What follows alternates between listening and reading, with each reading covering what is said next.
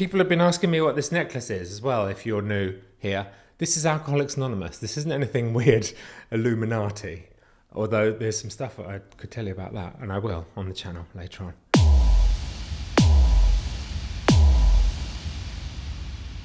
Before we get started, oh, there we go.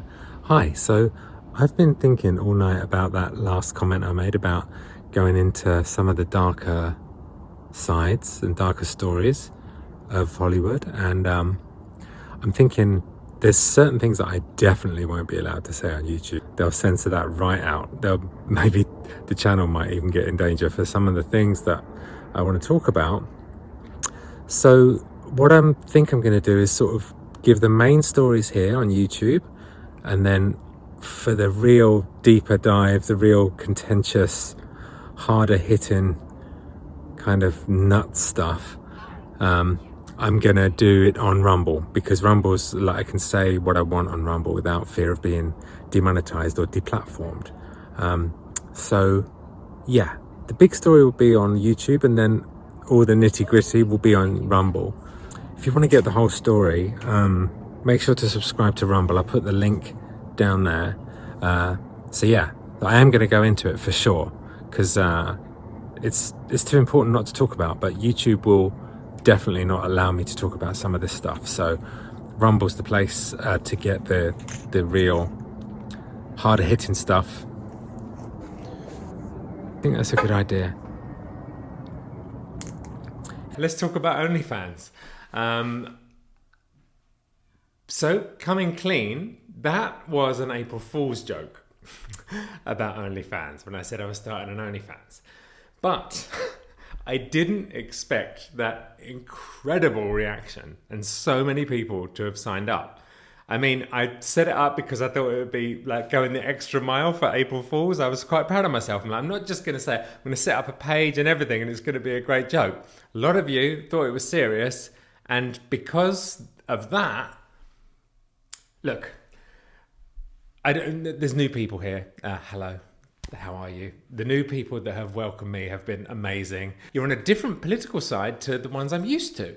So it's been a lovely surprise to find out how welcoming people are on the other side on the right and on the left. I have started opening up and waking up to certain things, and I feel like there's a whole journey ahead of me learning about stuff, because I've realized that a lot of stuff that you're told in Hollywood, a lot of the ideology that you're supposed to fall in line with is kind of destructive and not good. So I'm learning. I'm learning everything. You know, I'm always learning. I'm always willing to be wrong. I love being wrong because that's where I learn. But anyway, I'm waffling on. I didn't expect the incredible reaction to this OnlyFans. And, you know, if you're new, you may not know my story. I've split up from my family. I was creating content with my wife, Laura Clary. And basically we split up 6 months ago. And, of course, as always happens when you find yourself on your own. I'm living in our studio right now, literally living in that room. This is where we used to film, living here. I'm starting again. So it's exciting, but it's terrifying. And I'm like looking at new opportunities and looking at everything. I've got to be adventurous. I've got to be industrious. I've got to be, what's the word? I've got to be resourceful. Like if something seems like it's, you know, a way for me to get this new thing off the ground, I've got to look at it. So yeah, I mean, God, do you really want me to do it? OnlyFans? And also, is there a way that I can do it in a non-tacky way, you know? Is there something I can do on there? I mean, I don't have a problem with OnlyFans. I don't have a problem with people that do it, but it's not really it's not my thing traditionally. But at the same time, there's a huge demand for it. So is there a way that I could do something that you would like that's not tacky or weird? Because I'm not going to close my mind to anything that seems to be popular. At this point, I can't afford to. So, you know, is there a middle ground? I don't know. It was supposed to be an April Fool's Day joke. I didn't expect all you people to sign up to it and to think that it was real. But I've got to be resourceful. I've got responsibilities. I've got to, you know, support everything and everyone. And is there a way that, you tell me in the comments. Remember, it was a joke originally. Do you want me to do it? And do you have any suggestions about what you want me to do on there? Nothing weird. Because there's people on there that do, I don't mind risque. I don't want to do anything, rude, but I don't mind risque. Or maybe a little bit. I don't know.